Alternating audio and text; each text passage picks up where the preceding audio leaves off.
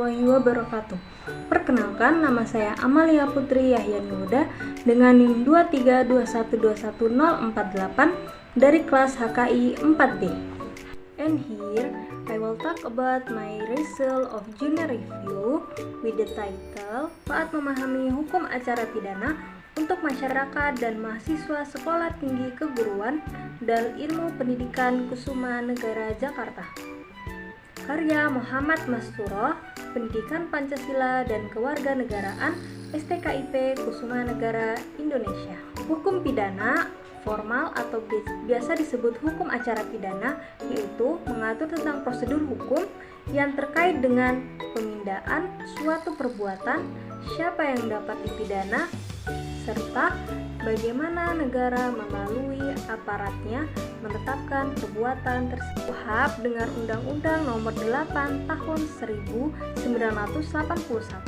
hukum acara pidana mencakup seluruh prosedur mulai dari pemeriksaan di tingkat pertama hingga tingkat kasasi di Mahkamah Agung.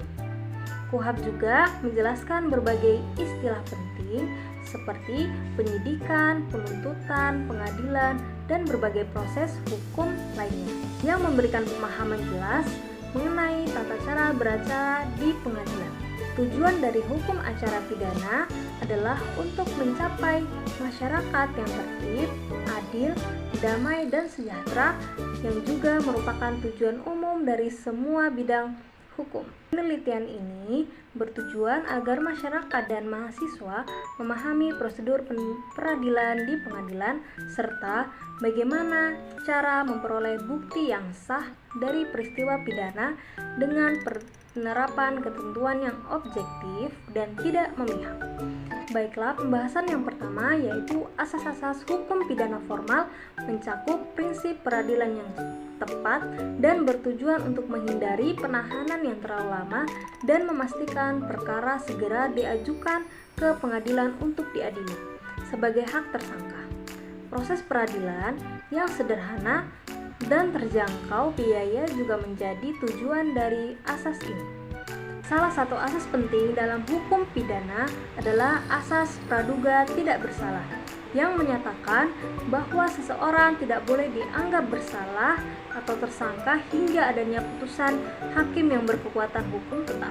Asas ini menegaskan bahwa persidangan bertujuan untuk membuktikan apakah terdakwa bersalah atau tidak, sesuai dengan hukum yang berlaku, bukan untuk langsung menghukum seseorang. Kedua yaitu wewenang jaksa. Menurut pasal 1 butir 6 KUHP mencakup kewenangan untuk mendakwa seseorang yang diduga melakukan tindak pidana dan bertindakan sebagai penuntut umum atau dominus litis. Jaksa juga berhak untuk tidak melakukan penuntutan jika dianggap tidak berguna atau tidak memenuhi kepentingan masyarakat. Selain itu, pemeriksaan pengadilan harus dilakukan terbuka untuk umum sesuai pasal 153 ayat 3 KUHP. Merupakan penyidikan dan peradilan tidak terbuka pengecualian diberlakukan pada kasus tertentu seperti pelecehan atau pelaku yang masih di bawah umur. Putusan hakim harus diumumkan dalam sidang terbuka. Menurut pasal 5 ayat 1 KUHP, semua orang diperlakukan sama di hadapan hukum tanpa memandang jabatan ataupun kedudukan. Kedudukan hakim dalam proses peradilan bersifat tetap dan hakim diangkat oleh kepala negara. Putusan yang dijatuhkan oleh hakim bersifat tetap dan mengikat. Kekuasaan kehakiman diatur dalam Undang-Undang Nomor 48/2009 yang menyatakan bahwa peradilan bertujuan untuk menegakkan hukum dan keadilan berdasarkan Pancasila dan Undang-Undang Dasar 1945. Tersangka ataupun terdakwa berhak mendapatkan bantuan hukum sesuai dengan pasal 74 KUHP yang mengatur pemberian bantuan hukum pada semua tingkat pemeriksaan baik oleh penyidik, jaksa maupun hakim. Pemeriksaan hakim dilakukan secara langsung dan lisan sebagaimana diatur dalam pasal 154 dan 55 KUHP. Kesimpulannya, peradilan harus cepat, sederhana, dan terjangkau biaya agar dapat diakses oleh semua orang. Yang ketiga yaitu asas praduga tidak bersalah, menyatakan bahwa seseorang yang disangka melakukan tindak pidana harus dianggap tidak bersalah hingga adanya putusan yang tetap dari seorang hakim yang memiliki kekuatan hukum tetap. Setiap persidangan harus terbuka untuk umum, kecuali untuk kasus-kasus asusila ataupun pelaku anak di bawah umur.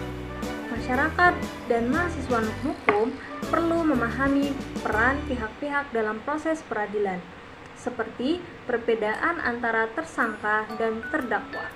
Tersangka adalah orang yang diduga melakukan tindak pidana berdasarkan bukti awal, sedangkan terdakwa adalah orang yang diperiksa di pengadilan. Kedua pihak memiliki hak-hak dalam proses hukum, termasuk hak untuk didampingi penasehat hukum dan hak untuk mendapatkan bantuan hukum. Yang keempat yaitu penuntut umum atau jaksa memiliki wewenang untuk mengajukan tuntutan pidana atas nama negara yang diatur dalam Undang-Undang Kejaksaan Nomor 11 Tahun 2021. Jaksa memiliki fungsi untuk menerima, memeriksa, dan menuntut perkara pidana secara profesional dan objektif. Penyidik dan penyelidik memiliki peran dalam proses penyidikan. Dengan penyidik terdiri dari polisi dan PNS tertentu, sementara penyelidik hanya terdiri dari polisi. Penyidik atau PNS hanya dapat menyidik delik tertentu sesuai dengan perundang-undangan yang berlaku, terutama dalam perkara administratif yang bersanksi pidana.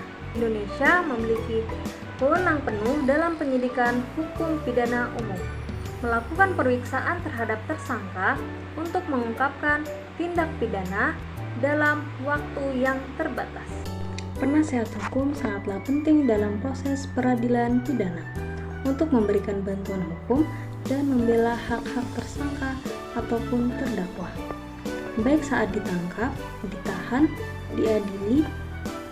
Sebagai pembela, penasehat hukum harus bertindak berdasarkan kewenangan yang sesuai dengan etika hukum, serta mampu menilai peristiwa pidana secara objektif dan menganalisis bukti yang ada.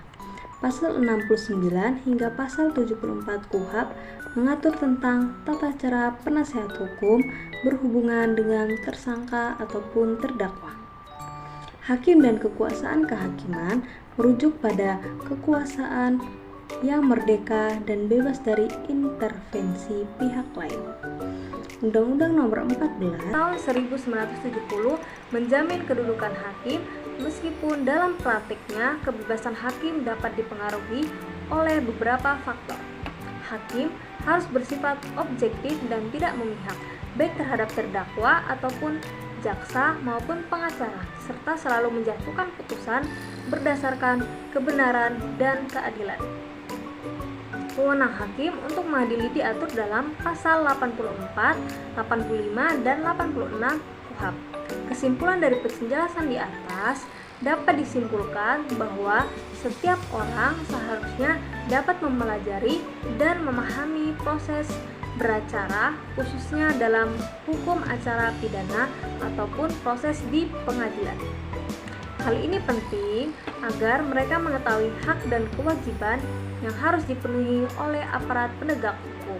Selain itu, mereka juga perlu memahami langkah-langkah apa saja yang harus diambil jika hak-hak tersebut dilanggar. Okay, that's all from me. I hope you can understand what I have delivered in this video. Thank you for the attention, and last I say you, wassalamualaikum warahmatullahi wabarakatuh.